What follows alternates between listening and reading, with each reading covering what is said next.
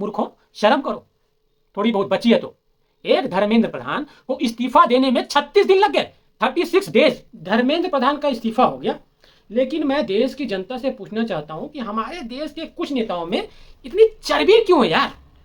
क्या उन्होंने अपने आप को भगवान समझ लिया है? और इनको भगवान बनाने वाला कौन है? मतलब इनको ऐसा क्यों लगता है कि ये भगवान हो चुके हैं? इसके पीछे कहीं ना कहीं हम लोग ही जिम्मेदार हैं। अब बताइए, हमारे देश का नेता जब सड़क से निकलता है ना दोस्तों, तो भाई साहब कम से कम 10 से 15 गाड़ियों का काफिला, सरकारी सुरक्षा अलग से। क्यों? किस लिए यार? इनको क्यों सरकारी सुरक्षा मिलनी चाहिए? आखिर इनको खतरा किससे है? जनता ने इनको चुन के भेजा, ये जनता के लिए काम करते हैं, तो फिर खतरा किनसे पैदा हो गया इन लोगों को? दूसरी बात, मोटी सैलरी, मोटे भत्ते मिलते हैं इन लोगों को। एक सांसद को आज के जमाने में भी मोबाइल खर्चा 3 से 5 हजार रुपए के बीच मिलता है पर महीने। हवाई जहाज का खर्चा अलग, ट्रेन में फर्स्ट क्लास एसी में सफर करने का खर्चा अलग, ऊपर से अपने क्षेत्र में घूमने के लिए फॉर्च्यूनर गाड़ी, टोयोटा इनोवा, ड्राइवर, पुलिसकर्मी, डीजल, पेट्रोल, सब कुछ मिलता है इन नेताओं को। क्यों मिलता है यार? क्यों? क्या जरूरत है इनको? और ये क्या वाकई घूमते हैं जनता के लिए? ऐसा लगता है हमारे देश के लोगों को। और इन लोगों को भगवान बनाने के पीछे यदि कोई जिम्मेदार है तो हम लोग हैं। आप लोग देखिए, एक छोटा सा भी नेता यदि मंत्री बन जाता है तो उसके दरबार में मंदिर में लगने वाली भीड़ से ज्यादा भीड़ जुटती है। और तो और वो नालायक लोग उसका पैर छू छू के उसको ऐसा आभास दिला देते हैं कि वो सर्वे सर्वा बन चुका है। जिन लोगों ने कभी पूरे जीवन में अपने माता पिता का पैर ना पड़ा हो, वो लोग नेताओं की ऐसी चरण वंदना करते हैं मानो वो नेता ही इनका जन्मदाता है। किसी भी नेता या मंत्री का बर्थडे जब आता है तो पूरे शहर को फ्लैक्स से पाट दिया जाता है, मानो ये पूरे शहर के बिजली के खंभे उनके बाप ने लगवाए हैं। इसके लिए जनता ही दोषी है। जनता को नेताओं की चरण वंदना से दूर रहना चाहिए।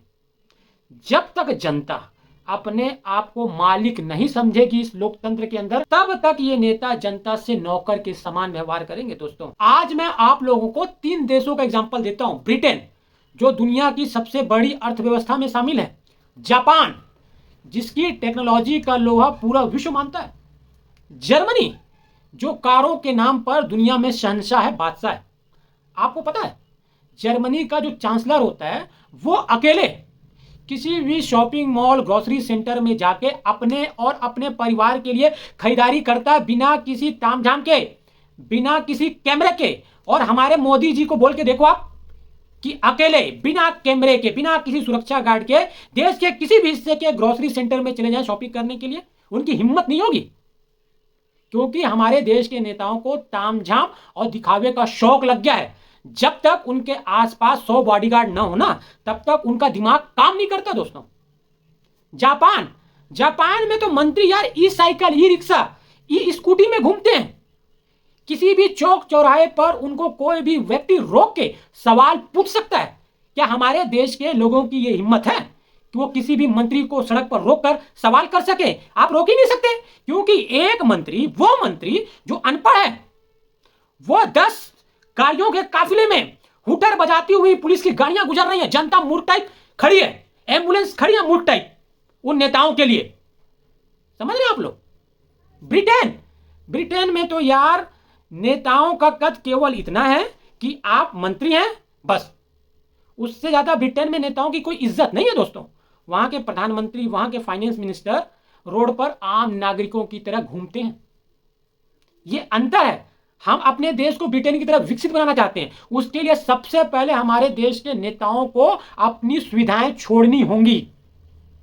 हम अपने देश को टेक्नोलॉजी के मामले में जापान की ओर ले जाना चाहते हैं, लेकिन हमारे नेता 20-20 गाड़ियों के काफिले में घूम रहे हैं।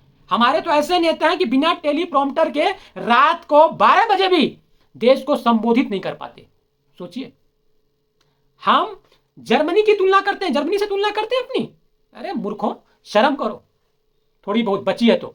एक धर्मेंद्र प्रधान को इस्तीफा देने में 36 दिन लग गए, 36 डेज।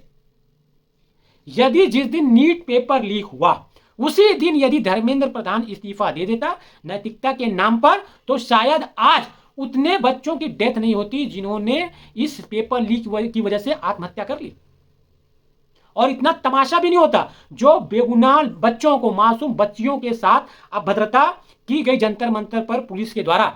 लाठियों में आप कीले लगाकर मार रहे हैं बच्चों को, वो क्या जानवर है? आपने ये इस्तीफा मजबूरी में दिया है, क्योंकि आपको पता है कि आने वाले समय में यदि इस्तीफा नहीं होता तो पूरे देश के अंदर एक बहुत बड़ा छात्र आंदोलन और जन आंदोलन आपके खिलाफ खड़ा हो जाता।